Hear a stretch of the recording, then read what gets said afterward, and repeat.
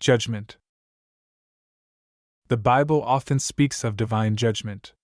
In some texts, the idea of judgment is used to explain catastrophes and military defeats.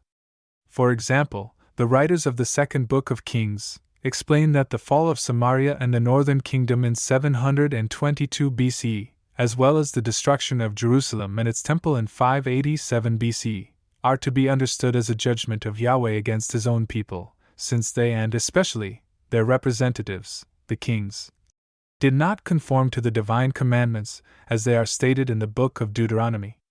Many prophetic books, including those of Hosea, Amos, and Micah, contain numerous oracles of judgment. These texts often denounce social injustices at the time of the two kingdoms and announce the invasion of a foreign army.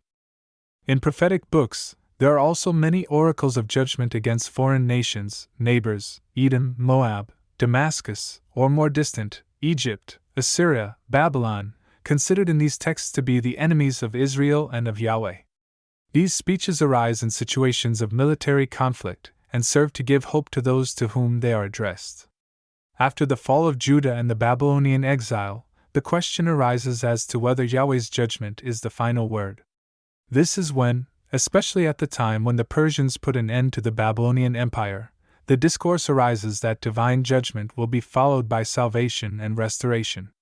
Thus, the scrolls of the so-called doomed prophets are augmented with announcements of salvation that declare the end of divine wrath, Hosea 14, the restoration of the Davidic kingdom, Amos 9, and divine mercy, Micah 7.